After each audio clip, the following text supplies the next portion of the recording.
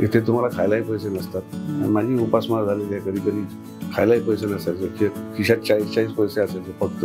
Bank balance तर सोडा, बँकेचा अकाउंटच नसायचं. जे मिळालंय ते नाही, पण ते दूरचं काहीतरी खुणवत असतं. मी एका खोलीमध्ये 8-8, 9-9 लोक आम्ही रानडे रोडला राहिलेलो आहे, म्हणजे पेइंग गेस्ट सारख्या ह्याच्यात. तर त्या पिरियडमध्ये नातेवाईक खूप त्रास देतात तुमच्या घरच्यांना, आणि नको ते असे पोकळ उमाळे त्यांना येतात की आम्हाला फार काळजी वाटते, हा गेलाय, अजून काही कुठे दिसत नाही.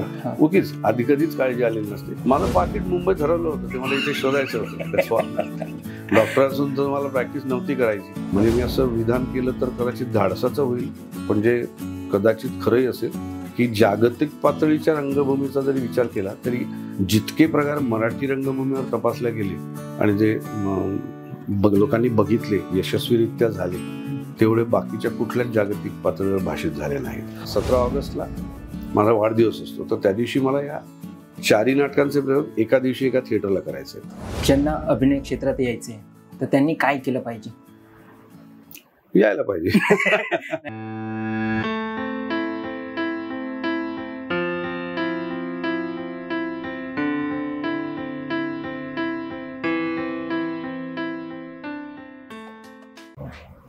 नमस्कार सर.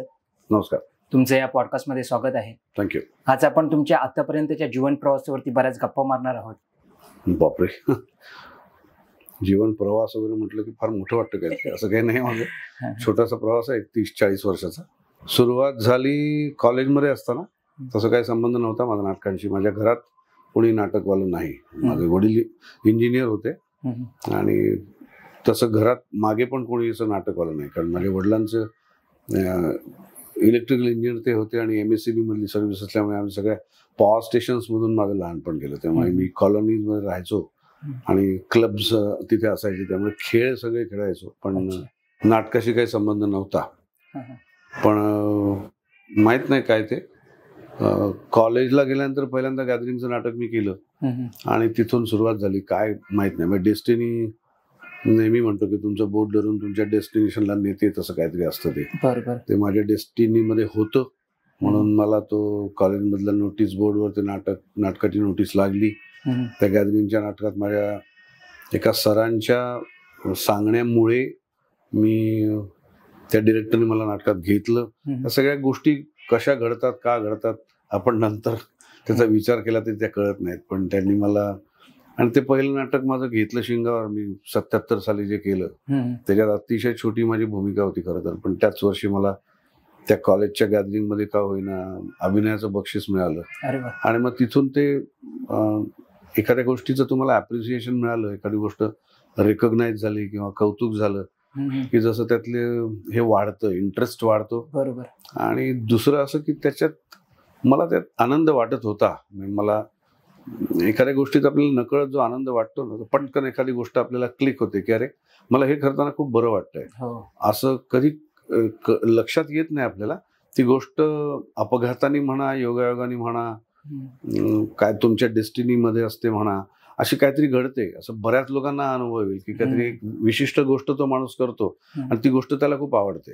ते तोपर्यंत त्याला माहित नसतं की असं वाटेल, किंवा नाटकाशी काही संबंध नव्हता, पण ते आवडलं आणि तिथून मात्र मग सुरू झालं. आणि मग कॉलेजच्या गॅदरिंगची नाटकं, मग इंटर कॉलेजिएट ज्या स्पर्धा असतात, एकांकिकांच्या स्पर्धा, मी नागपूरला होतो कॉलेजमध्ये, मग त्या सगळ्या स्पर्धा, मग ओघाओघांनी राज्यनाट्य स्पर्धा, ओघाओघांनी कामगार कल्याणच्या स्पर्धा, मग नागपूर लेवलवरची काय आपण सेमी कमर्शियल किंवा थोडीशी नाटकं म्हणूया जी गणपती उत्सवासाठी वगैरे केली जातात, ती नाटकं, असं काय काय काय काय खूप त्या 5-7 वर्षात झालं. आणि मग असं वाटायला लागलं की आपण इथे रमतो आहोत, ते आवडतं आहे. एकीकडे अभ्यास खूप करावा लागायचा, कारण मला पासिंग 50% पासिंग होतं. मी BA-MS केलं, आयुर्वेदाचा डॉक्टर झालो, पण त्याच्यातही नापास व्हायचं नाही अशी घरून तंबी होती, ताकीद होती. कारण तेही बरोबर होतं त्यांचं, त्यांना काळजी वाटत होती की मी एज्युकेशनकडे दुर्लक्ष करीन. प्रत्येकाची असते. आता मी पालक झाल्यानंतर मला कळतं की आपल्या मुलांबद्दल आपल्याला किती काळजी किंवा एक अवेअरनेस असतो तो. सो तेही मला कुठेतरी एक होतं की नाही, त्यांच्या काय त्यांनी जे लिमिट्स दिल्यात त्या क्रॉस तर करायच्या नाहीये, पण नाटक पण करायचं आहे. म्हणजे दोन्ही करताना खूप कसरत व्हायची. पण ते केलं. मी नापास न होता डिग्री घेतली आणि मग डिग्री घेतल्यानंतर वर्षभर मी प्रॅक्टिस पण केली नागपूरमध्ये. 2 दवाखाने होते माझे. पण ते कुठेतरी आतमध्ये ते सुरू झालेलं होतं की ते आपल्याला स्वस्थ बसवत नाही ना, की सहज मिळते इथं जीव तृप्तता न पावे म्हणतात तसं. ते जे मिळालंय ते नाही, पण ते दूरचं काहीतरी खुणवत असतं. असं काहीतरी झालं आणि मग मी डिसाईड केलं की मी इकडे यायचं. आणि 83ला मी पास झालो, डॉक्टर झालो म्हणजे. आणि 84 साली मी डिसिजन घेतला सगळं सोडण्याचा. माझी म्हणजे डिग्रीमुळे जे होतं माझं ते सगळं सोडण्याचा. 2 दवाखाने काढले होते, ते बंद केले. आणि आईवडिलांना अर्थात आईवडिलांनी परमिशन दिली मला. आणि 84 साली मी मुंबईत आलो. आणि मग मुंबईत आल्यावर पहिलं कमर्शियल असं काम कोणतं केलं? पहिलं नाटक होतं माझं साहेब विरुद्ध मी. प्रभाकर नेवगी त्याचे लेखक होते आणि श्रीकांत मोघे आणि मोहन कोठीवान त्याच्यात काम करायचे. मोहन कोठीवान नागपूरचे होते आणि त्यांनीच मला, मी नागपुरात त्यांच्याबरोबर काही नाटकं केली होती. सेमी कमर्शियल किंवा कमर्शियल म्हणूया आपण. कमर्शियल नाटकं नागपुरात व्हावी तशी आमच्या काही लोकांची मंडळींची इच्छा होती म्हणून मी काही नाटकं तिथे 2-3 नाटकं केली. त्याच्यात मोहन कोठीवान असायचे जे मुंबईहून यायचे आणि आम्ही बाकी लोक तिथले असायचो.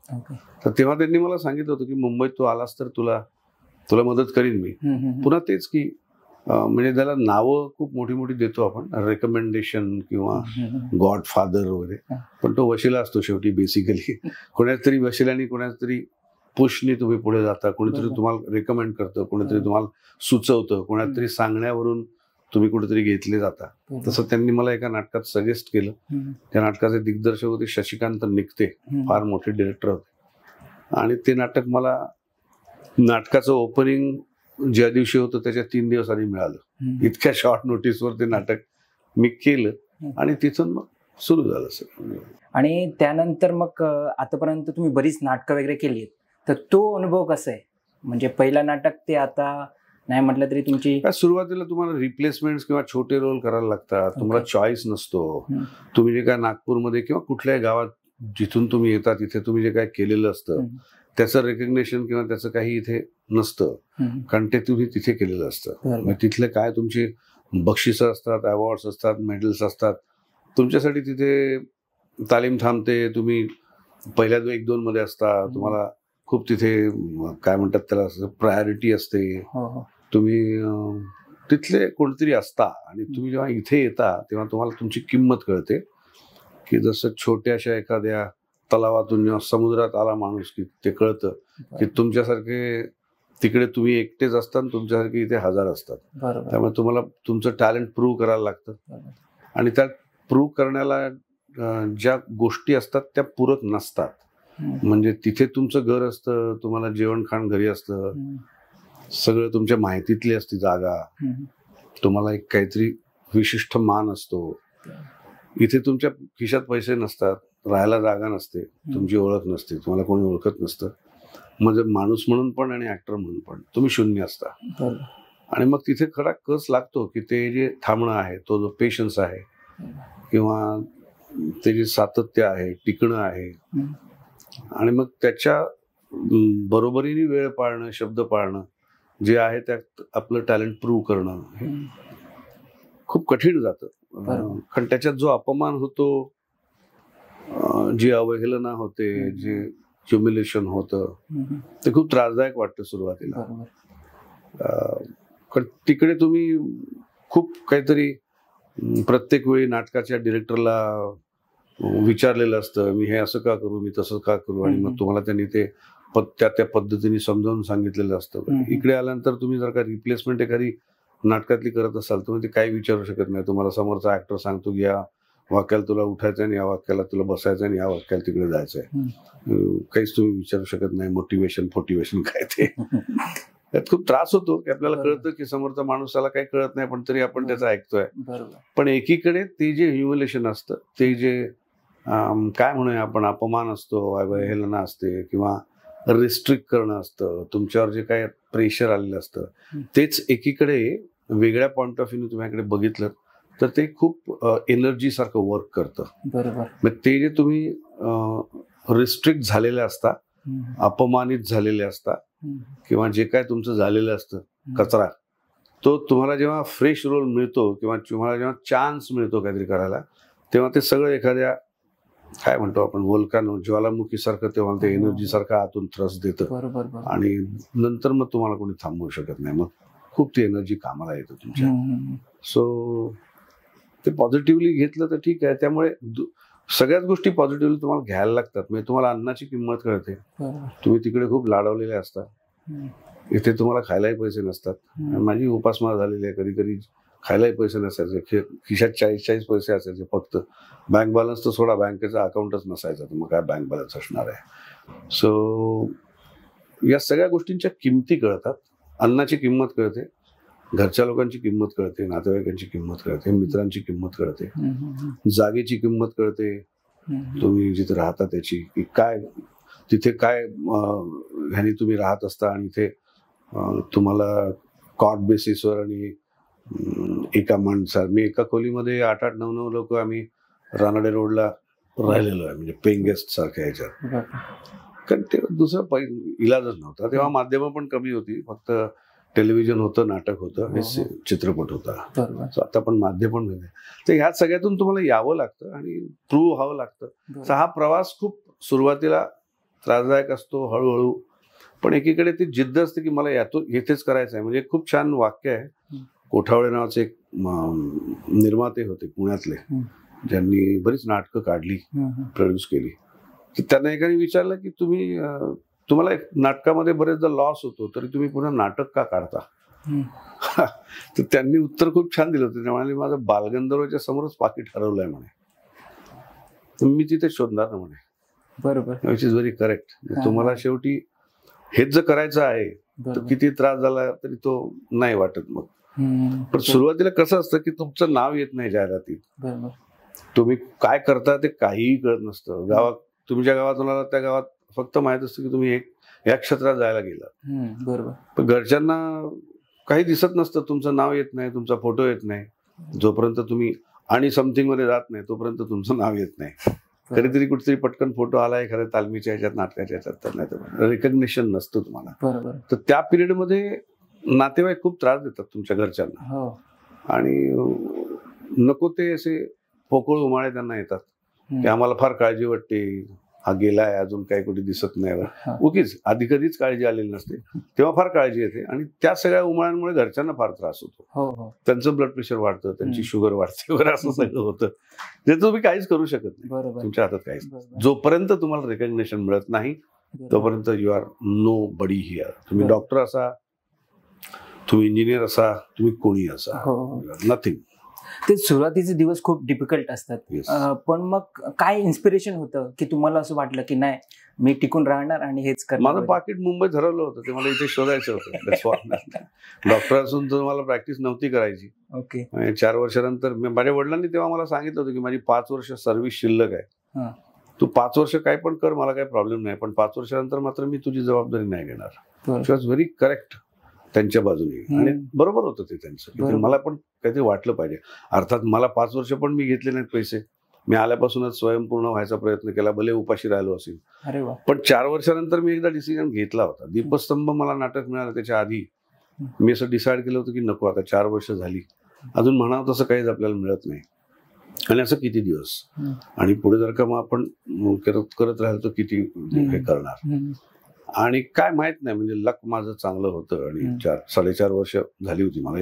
84ला मी आलो आणि 88ला मला दीपस्तंभ मिळाला, आणि दीपस्तंभ वॉज माय टर्निंग पॉईंट. म्हणजे ते नाटक पहिलं, मोठी भूमिका मिळाली, मोठी संस्था, आणि त्याचे 500 प्रयोग झाले, आणि तिथून सगळं चेंज झालं, आणि मग एक एक एक सगळी मिळत गेली नाटकं. तुम्ही एवढी वर्ष झाली तरी पण नाटकं करताय, थिएटरवरचं जे प्रेम आहे तुमचं ते दिसून येते.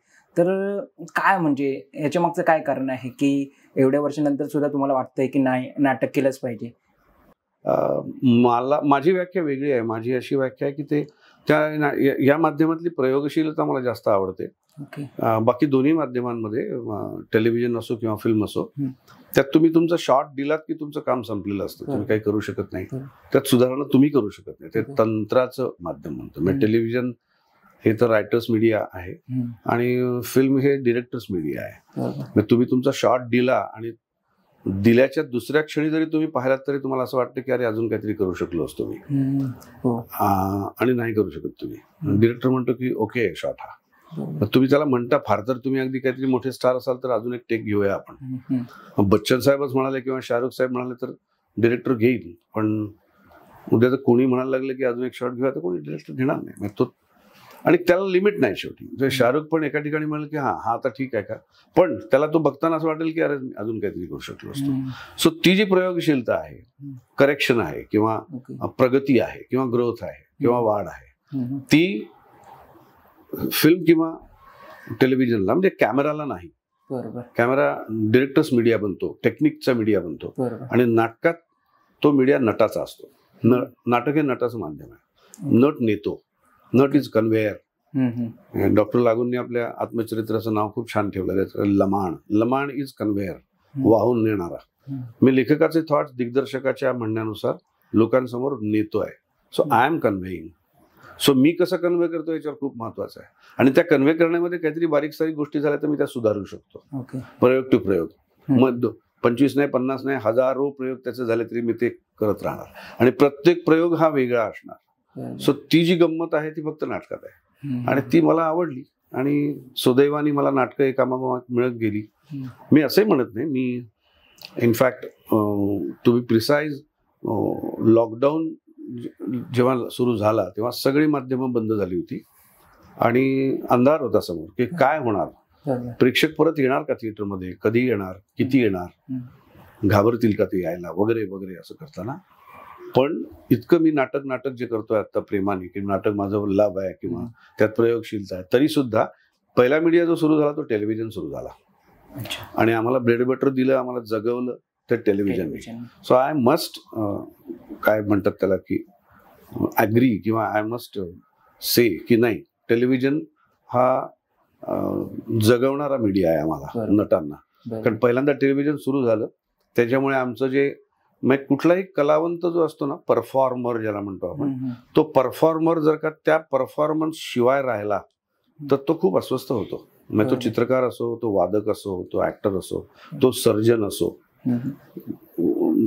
The person who performs with some, त्याच्या इन्स्ट्रुमेंट्स म्हणजे त्याच्या शरीराने जो परफॉर्म करतो, ते परफॉर्मन्स जर का थांबलं तर एक 2 महिने 3 महिनेपर्यंत तो स्वस्थ राहू शकेल, नाही तर तो अस्वस्थ होतो. तर ती स्थिती झाली होती सगळ्यांची आमची, आणि त्यातनं पहिला वे आउट मिळाला तो टेलिव्हिजनने मिळाला.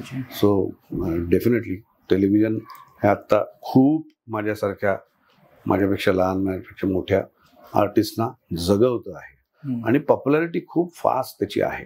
ती टिकत नाही गोष्ट वेगळी, पण एका क्षणात तुम्ही जगभर दिसू शकता. ही ताकद टेलिव्हिजनची आहे, ती फिल्मची पण नाही. म्हणजे खरं तर ज्याला आपण आंखो देखा हाल म्हणतो, एक गोष्ट इथे एका ठिकाणी घडते आणि ती सगळ्या ठिकाणी दिसू शकते, हे फक्त टेलिव्हिजनमुळे. ती टेलिव्हिजनच आहे, ते जातच तसं. फिल्म नाही जाऊ शकत, नाटक पण नाही जाऊ शकत.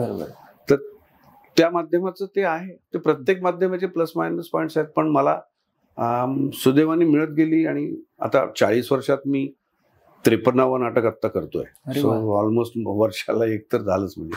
आणि सिरियस पण खूप झाल्या, फिल्म्स त्या मानाने कमी झाल्या. पण असं कुठल्या माध्यमाविषयी माझं हे नाही की हे माध्यम चुकीचं आहे किंवा असं काही नाही. तुम्ही आता एवढी वर्ष नाटकं केली, टेलिव्हिजन्स केलंय, फिल्म्स केले, तर एवढ्या वर्षात काय बदल झालाय असं तुम्हाला जाणवतंय, म्हणजे टेक्निकली आणि बाकीच्या दृष्टीने पण? टेक्निकली आता बघा ना, एवढा छोटा कॅमेराचा साईज आला, 3 कॅमेरे तुम्ही लावलेले आहेत त्या घरामध्ये. याच्यात जर का इमॅजिन करा तुम्ही, मी जर का हे 84 साली मुलाखत घेत असतो तर 3 कॅमेरे इथे, एक तर तेव्हा हे डिजिटल कॅमेरेच नव्हते, 3 फिल्मचे कॅमेरे जर लावले असते तर तुम्हाला एवढी धडकी भरली असते की ते फिल्म 3-3ची फिल्म, ते फुटेज, आणि ती फिल्म कशी काय एवढी आणायची. तर ते खूप सगळं सोपं झालं, डिजिटलाइज झालं,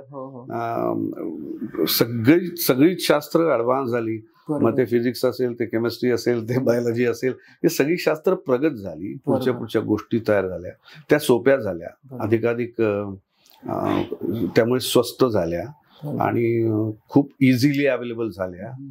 आणि त्यामुळे ते खूप सोपं होत गेलं सगळं. माध्यमं पण खूप वाढली. मी आलो तेव्हा म्हटलं तसं एक टेलिव्हिजन माध्यम होतं, आता हजारो चॅनल्स आहेत, त्याच्यावर खूप काम आहे, त्या प्रत्येक डिपार्टमेंटला काम आहे. हे झालं टेक्निक दृष्ट्या. तरी सुद्धा आपण अजून म्हणजे जेव्हा आपण बाहेर देशांमध्ये जेव्हा थिएटर बघतो, तिथलं टेक्निक आणि तिथलं जे आहे ते खूप अजून ऍडव्हान्स आहे. तसं आपल्याकडे यायचं आहे. तरी सुद्धा आपल्याकडे आता नीता अंबानी कल्चरल सेंटरमध्ये तुम्हाला त्या टाईपची नाटकं बघायला मिळायला लागली आहेत. ते सुद्धा पूर्ण झालं आता. मी असं काही म्हणायला नको की ब्रॉडवेची नाटकं आम्ही किंवा त्या टाईपची नाटकं आम्ही इथे बघू शकत नाही. त्या प्रकारचं किंबहुना तेवढंच चांगलं थिएटर तुमच्याकडे आता मुंबईत अवेलेबल झालं.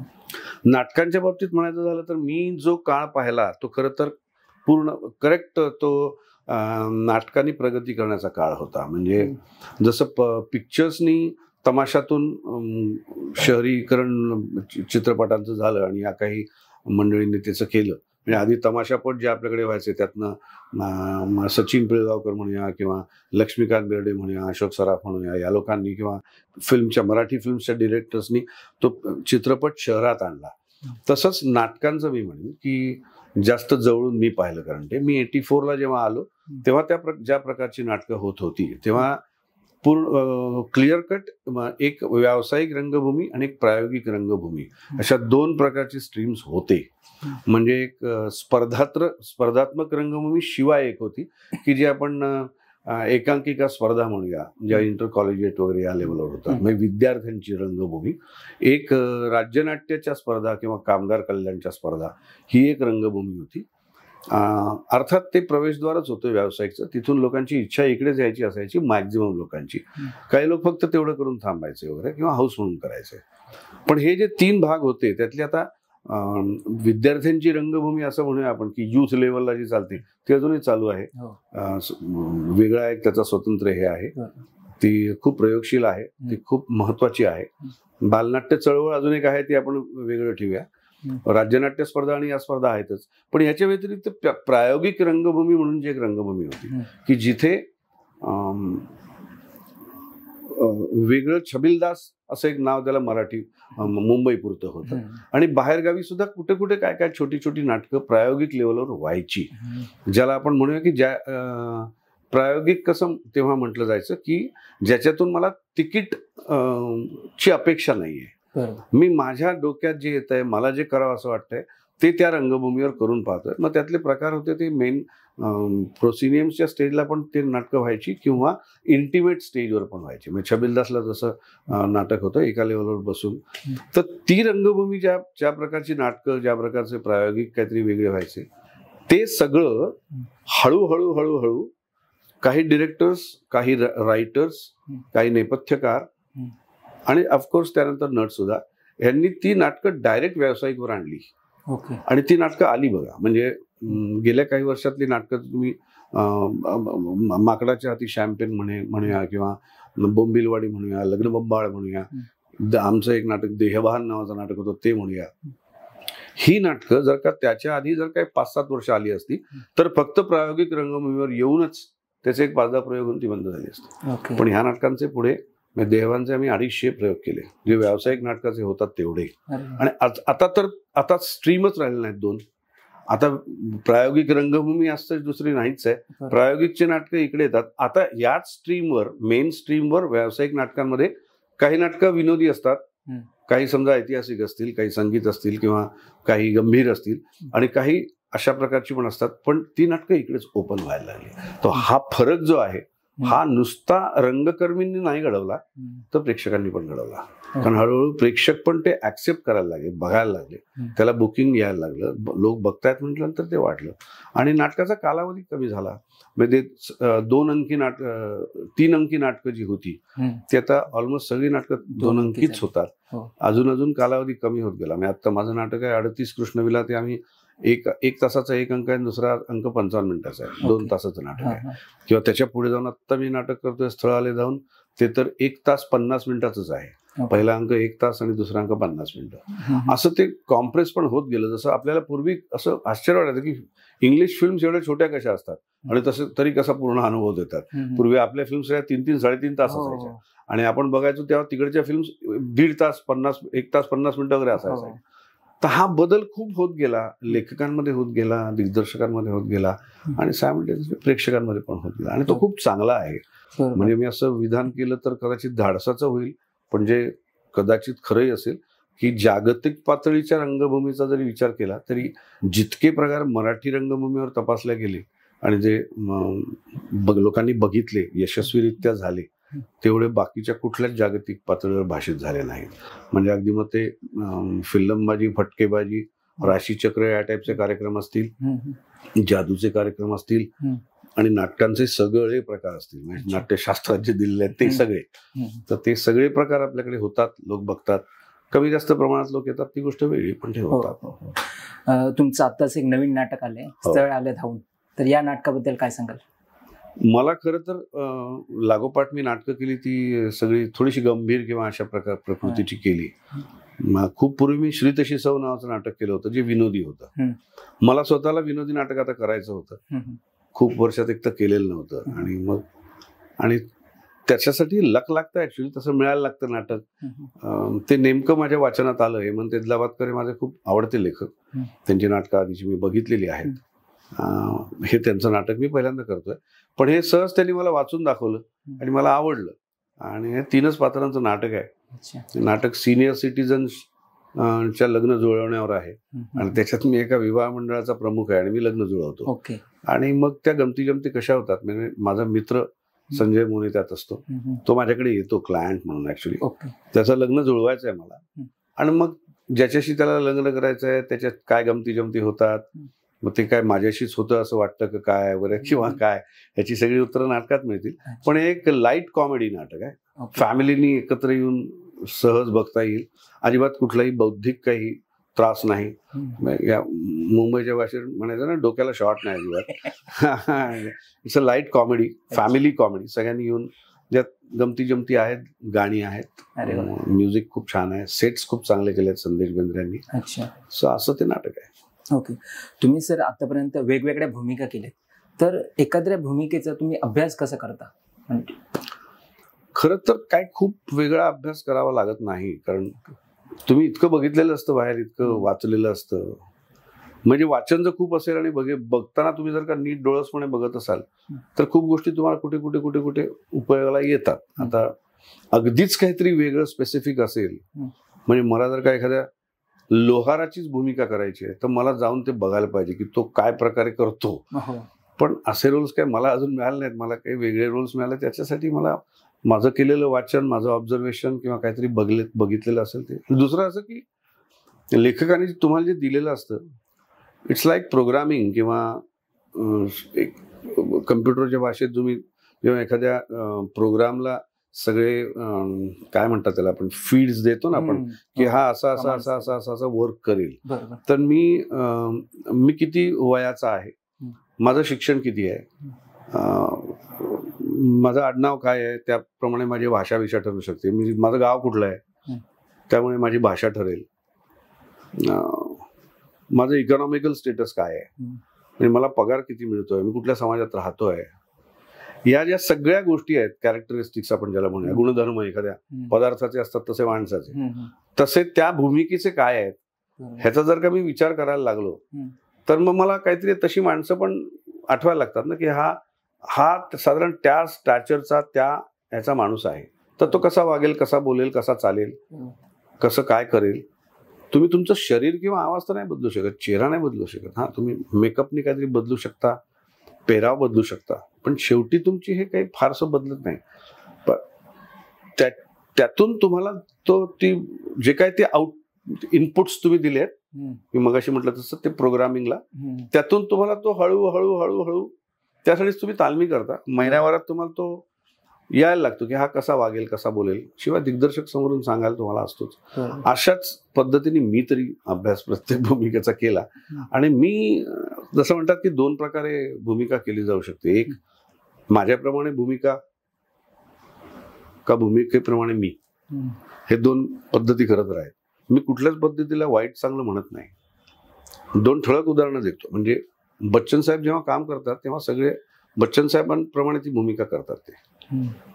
आणि से बमन इराणी किंवा बलराज साहनी किंवा नसीरुद्दीन शाह काम करत असतील तर ते स्वतःला भूमिकेप्रमाणे काही बदलता येतं का किंवा तसं वागता येतं का असं असं प्रयत्न करतात. शेवटी तुम्हाला बमन इराणी किंवा नसीरुद्दीन शाह किंवा बच्चन हे ओळखता येतातच. पण स्लाइट फरक असा आहे की मी शक्यतो भूमिकेप्रमाणे करायचा प्रयत्न करतो. ओके. जेवढा शक्य होईल तेवढा. खूप मोठे प्रयत्न आपल्याकडे असे झालेले आहेत जे ऍक्टर दिसतच नाही, ती भूमिका दिसायला लागते. इतकी छान कामं मी स्वतः पाहिली आहेत काही ऍक्टर्सची. बलराज साहनी जेव्हा एखाद्या भूमिका करायचे तेव्हा बलराज साहनी वाटायचेच नाहीत. मोतीलाल जेव्हा भूमिका करायची तेव्हा अशी तिकडच्या नटांची पण अशी खूप उदाहरणं आहेत, किंवा टॉम हँक्स किंवा अनेक उदाहरणं. मी एक नाव घ्यायला लागलं तर चंद्रकांत गोखले आपल्याकडे आहे, भक्ती बर्वे इनामदार आहे, खूप नाव आहेत आपल्याकडे. विक्रम गोखले आहेत, यशवंत दत्त आहेत, सखाराम भावे आहेत, श्रीकांत मोघे आहेत, खूप नाव आहेत. किती माणसं त्यांच्यासारखी दिसायला लागली. म्हणजे प्रभाकर पणशीकर जेव्हा जिथे गवतात भाले फुट्टामध्ये औरंगजेब करायचे तेव्हा ते औरंगजेब दिसायला लागायचे. असं ते जे आहे ते करत गेलं की तुम्हाला ती भूमिका दिसायला लागते. म्हणजे तो अभ्यास शेवटी स्वतःचा असतो, स्वतःसाठी असतो आणि हळूहळू ते व्हायला लागतं. ज्यांना अभिनय क्षेत्रात यायचे तर त्यांनी काय केलं पाहिजे? यायला पाहिजे. नाही म्हणजे त्याच्यासाठी काय रियाज केला पाहिजे किंवा सुरुवात कुठून केली पाहिजे? काय एकांकिका लेवल तीच आहे. म्हटलं तुम्हाला एकांकिका ही इतकी दिसायला सोपी छोटी पण इतकी कठीण तो नाट्य प्रकार आहे ना, की कसं आहे की एकांकिका कुठेही तिकीट लावून होत नाही. म्हणजे आता फायनल आले एकांकिकेचा प्रयोग तुम्ही तिकीट लावून करता, पण त्याची सुरुवात जी होती ती विदाऊट तिकीट अशीच होती. म्हणजे स्पर्धेत होते आणि स्पर्धेचा प्रेक्षक जो असतो ना तो अतिशय काय म्हणतात त्याला अस्वस्थ असतो आणि तुम्ही तिथे काही खपवून घेत नाहीत ते. तिथे सगळं कस लागतो. तुम्ही एक चूक केलीत काय बोलताना चुकलात जरी तरी चुक येते स्टेजवरून हे प्रेक्षकातून. सो तीच पहिली तर पायरी आहे. तुमच्या कॉलेजमध्ये शाळेत केलं तर फारच छान. अजून तुम्ही लवकर कधी बालनाट्य वगैरे केलं समजा, कधी वक्तृत्व करत असाल तर ते करता नाटक करा. कॉलेज इंटर कॉलेजिएट एकांकिका स्पर्धा हे उत्तम माध्यम आहे. तिथे तुम्हाला कळतं सगळं. त्यानंतर राज्यनाट्य स्पर्धा पण आहे. मग त्यानंतर तुम्ही आता प्रायोगिक नाटकांच्या बऱ्याच ठिकाणी ग्रुप्स असतात, तिथे काहीतरी करू शकता. पण फक्त एकच आहे की तुम्ही काय आहात ते तुम्ही स्वतःला विचारलं पाहिजे. मग तुम्हाला कळत नसेल तर तुम्ही डिरेक्टरला विचारा किंवा तुमच्या जवळच्याला विचारा किंवा स्वतःला विचारा. आरशासमोर उभं राहून विचारा तुम्हाला तू काय आहेस, नट आहेस, लेखक आहेस, नेपथ्यकार आहेस, काय आहेस तू, काय वाटतंय, कशातनं. मला जसं म्हटलं की मला आनंद वाटायला लागला काम करताना, तसं कशात आनंद मिळेल ते सांगता येत नाही. प्रत्येक जण क्रिकेट खेळून सचिन तेंडुलकर नाही होतो, प्रत्येक जण ऍक्टर नाही होत. बऱ्याच गोष्टी आहेत ना, इतर खूप फील्ड्स आहेत. नाटक करायचं असेल तर नाटकातही अनेक गोष्टी आहेत. सिरियल करायची असेल काय म्हणतात तसं तो मीडिया बघायचा असेल कॅमेरा, तर कॅमेरामध्येही खूप गोष्टी आहेत. मग बरोबर, तर ते विचार करून मग त्या योग्य आता अभ्यासक्रम पण आहेत. मग तुम्ही टेक्निकल साईडला जाणार असाल तर तसे अभ्यासक्रम आहेत, ऍक्टिंग साईडला जाणार असाल तर तसे अभ्यासक्रम बऱ्याच विद्यापीठांमधून आहेत. तर आता त्याला एक योग्य दिशा तुम्हाला मिळू शकते, तुम्हाला कळू शकतं. बरोबर. आम्ही हाऊस म्हणून तेव्हा आलो, आम्ही करता शिकलो. आमच्याकडे फक्त अनुभव आहे, ते शास्त्र आम्ही काही शिकलो नाही. करता शिकलो. आणि जसं कंपाऊंडर हा अर्धा काय नंतर पाऊंड डॉक्टर होतो किंवा पूर्ण डॉक्टर पण बनतो, पण त्याकडे डिग्री नसते. तसंच आमची अवस्था झाली आता की आमच्याकडे डिग्री नाट्यशास्त्रातली नाही, पण आम्ही डिग्री होल्डर ऍक्टर आहोत. आता 40 वर्ष काम केल्यामुळे कोणी म्हणेल, पण आमच्याकडे डिग्री नाही. विदाऊट डिग्री आम्ही आपले नाटकात काम करतोय.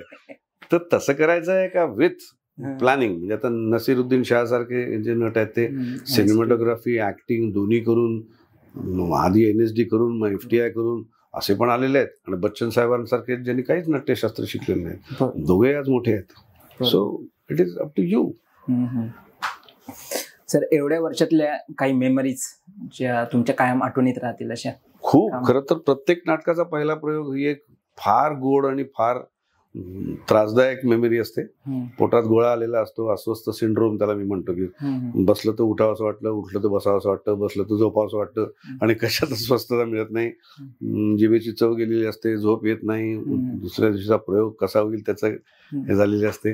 तर ह्या प्रत्येक सगळी एवढी नाटकं 53 नाटकांचे प्रयोग त्या नाटकाला आपल्याला ज्यांनी नाटक बघावं असं जेव्हा जी काही व्यक्ती असतात, प्रेक्षक तर असतातच, हम्म. प्रेक्षकांनी खूप भरभरून यावं हे तर वाटत असतंच.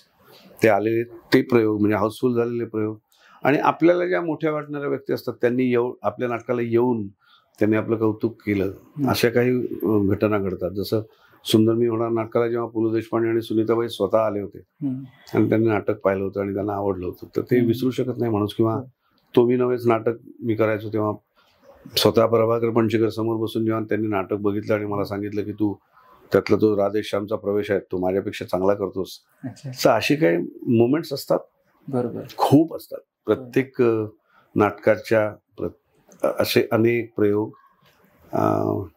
मुळात कसं की तुम्ही मराठी नाटक करता, महाराष्ट्रात करता, महाराष्ट्राच्या बाहेर जेव्हा तुम्ही नाटक करता तेव्हा तुम्हाला एक खूप बरं वाटतं की मी महाराष्ट्राच्या बाहेर मराठी नाटक करतोय. जसं बडोदा, अहमदाबादला आम्ही प्रयोग करतो, इंदोरला करतो,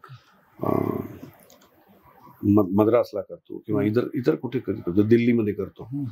आणि त्याच्या पलीकडे जाऊन जेव्हा आम्ही परदेशात जेव्हा मराठी नाटक करतो तर ते खूप बरं वाटतं की अरे आपण मराठी नाटक घेऊन चाललोय, जी रिजनल लँग्वेज आहे, जगाच्या सगळ्या भाषांच्या दृष्टीने अतिशय त्याचं हे कमी आहे, पण तरी सुद्धा तुम्हाला तिथल्या लोकांना च्या प्रेमाने तुम्हाला तिथे बोलवलं जात आहे. आणि आता एक नाही, मी 5-6 वेळा अमेरिकेत जाऊन, मी एकटाच नाही, असे अनेक दौरे नाटकांचे झाले आहेत, मीच 5 वेळा गेलोय.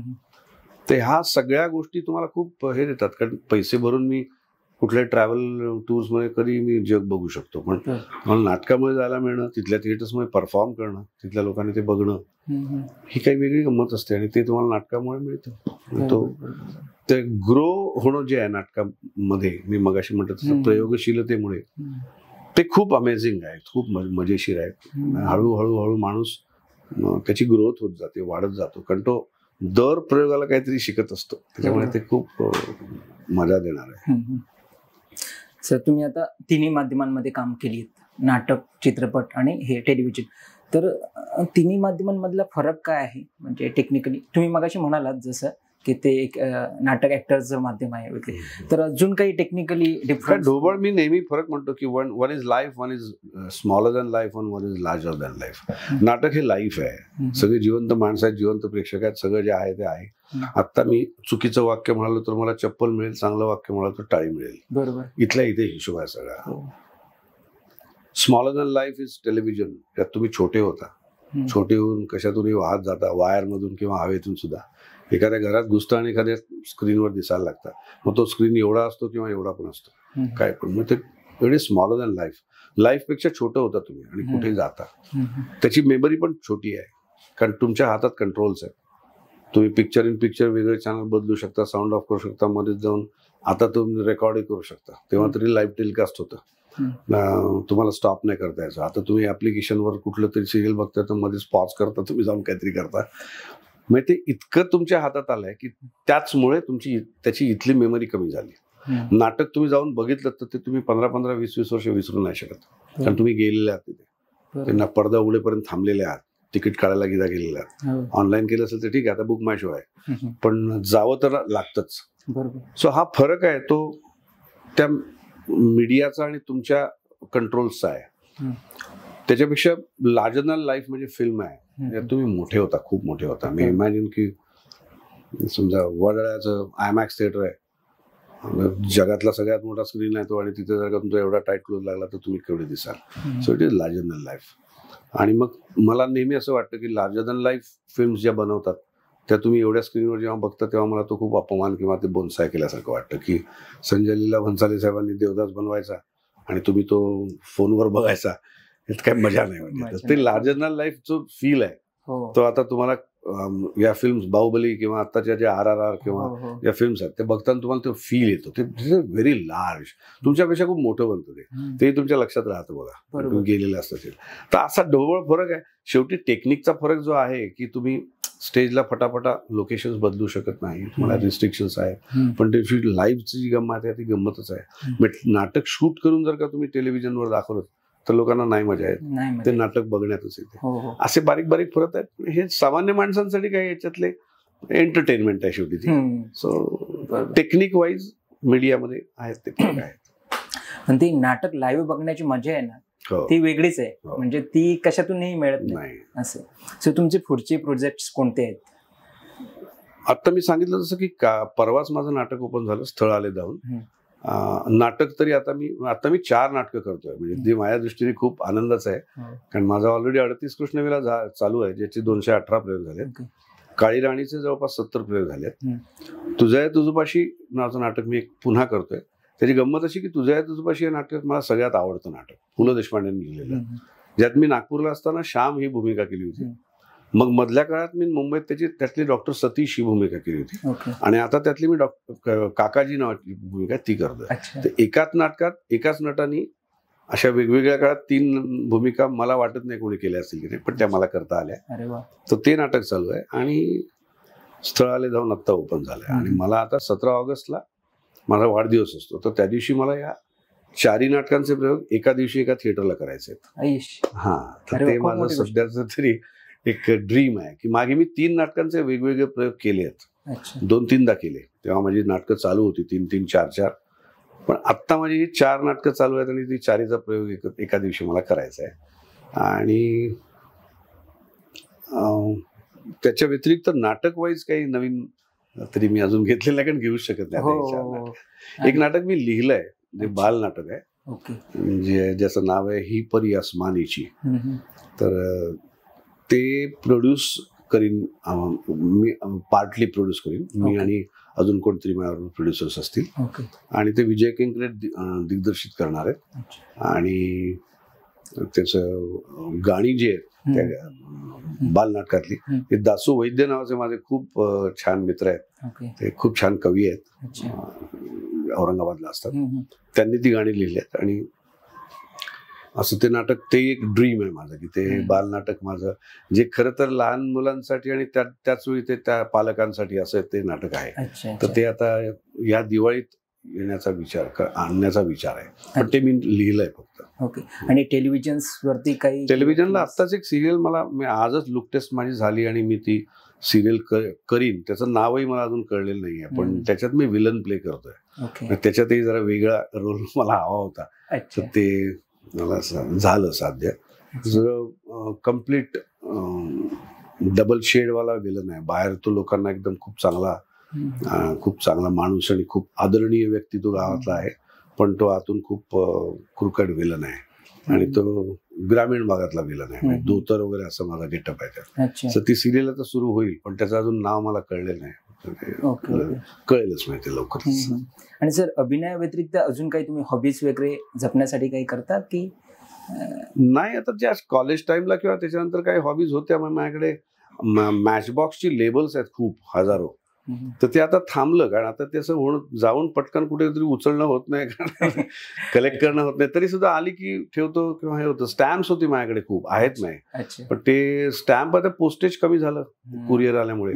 कॉइन्स आहेत खूप वेगवेगळ्या देशांची, ते होते माझ्याकडे. गणपती आहेत, गणपती कलेक्शन ते पण एका लिमिटला तुम्हाला थांबवायला लागतं, जागाच पुरत नाही. माझ्याकडे तर 350-400 गणपती आहेत, वेगवेगळ्या मटेरियलचे, वेगवेगळ्या, अक्षरशः मेटल टू एनिथिंग. साबणाचा सुद्धा गणपती आहे माझ्याकडे, लाकडाचा आहे, कापसाचा आहे, कागदाचा आहे, दगडाचे आहेत, असे सगळे गणपती आहेत.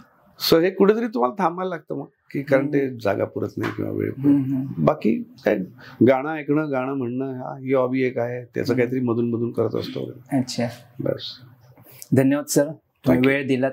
तुम्हाला तुमच्या पुढील वाटचालीसाठी NP क्रिएशनच्या टीमकडून खूप साऱ्या शुभेच्छा. Thank you sir.